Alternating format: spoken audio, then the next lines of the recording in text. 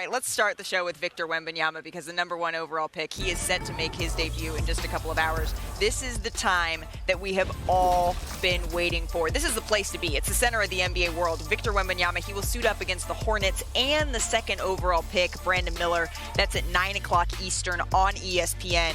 It's a sold-out event, folks. Actually, tickets were gone days and days in advance, but this is a lot of pressure.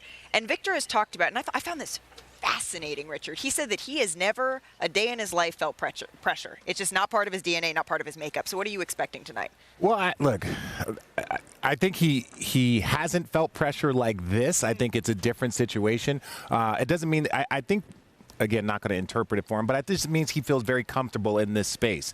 And if a player has that confidence and they feel comfortable, that's half the battle. Half the battle is feeling like you belong and like, oh, this is my space. This is what I'm going to do. And I think Victor, he has that mentality, and that's what I'm excited to see. I'm excited to see sometimes your eyes can be open because I know he was doing amazing things in France, but Summer League's a different monster, preseason's a different monster, regular season, postseason, the intensity just continues to rise. What do you think, Austin?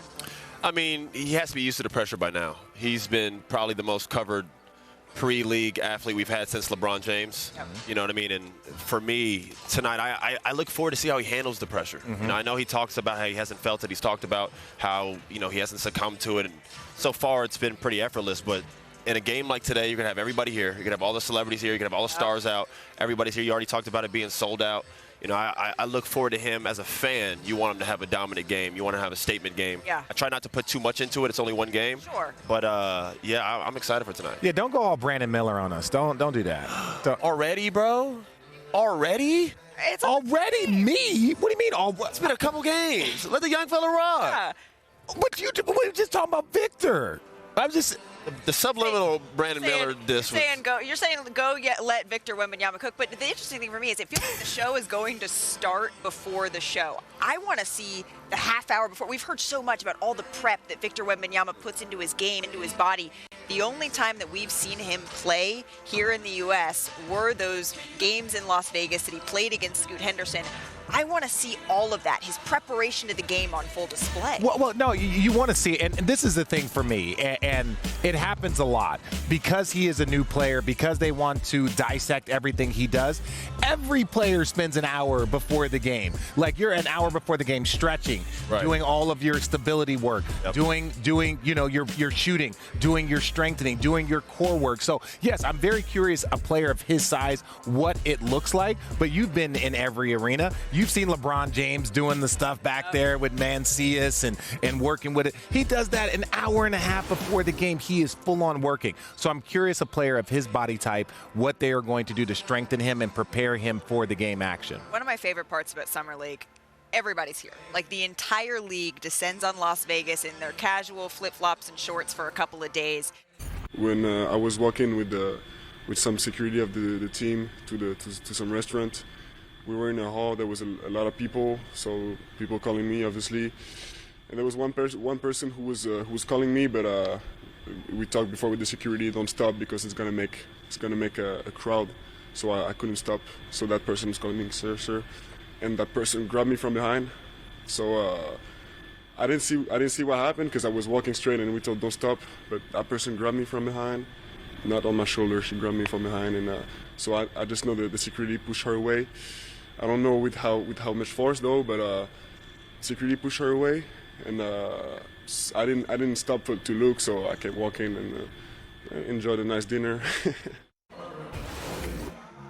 So Spears issued a lengthy statement on Instagram saying in part she's yet to receive a public apology here. Richard, certainly security has a job to do. Just help us sort through all of this.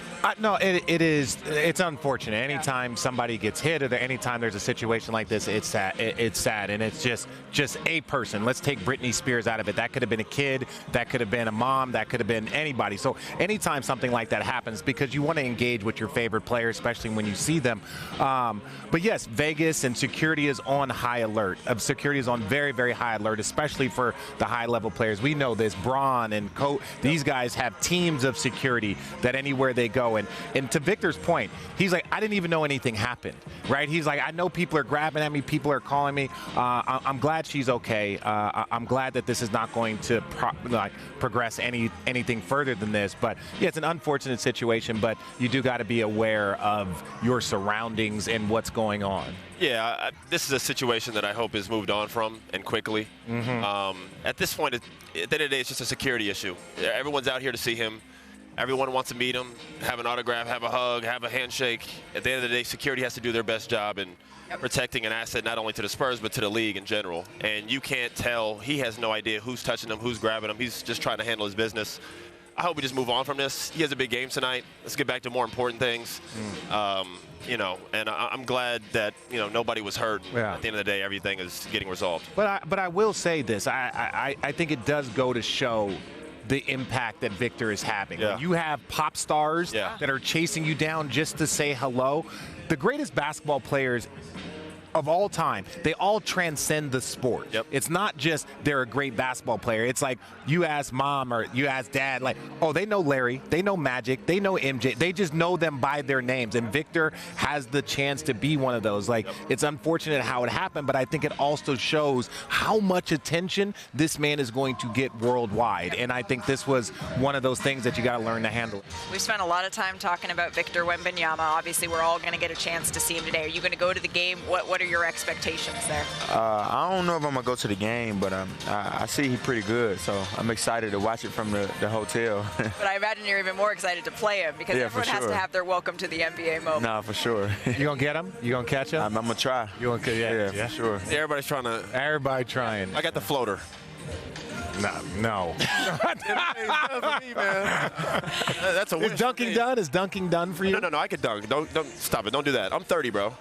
You just said you keep trying to age me and loop you with you, and I'm not there with you yet. I just asked you if dunking was done. Can you dunk on Victor if like the steps are right and? No. I want to hear. Wait. Absolutely not. Absolutely I'll answer for him. So the dunking's done. It's not happening. It's not happening. I'm lucky to catch a lob.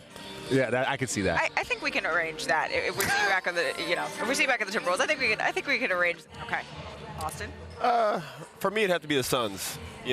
It's a win or bust for them. And anytime a team goes into that situation, it's opposite ends of the spectrum. It's either you're champions or if you don't win, someone gets fired. You know, they went all in on this trade. Obviously, they got Brad. And I'm even going to loop Kevin Durant into this as well. They traded a lot of assets for them. They don't have any picks. Most of their contract, or most of the team's payroll is really vet minimums. Very, very top-heavy team. A lot of talent, but this is a gamble. Phoenix is really going it. They're all in. Matt wants to win a championship. First year owner, already going for it. So yeah, I think the Suns is the biggest gamble right now.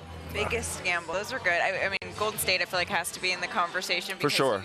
You are saying, okay, we're not going to be looking at our future. We're going to have a win now window, and that's what we're going toward with Chris Paul, and we'll see how all of it's going to fit. What about the best bet here, Richard? Who you got? The best bet? I have no idea. Let me think about this for a second. Best bet for the upcoming season.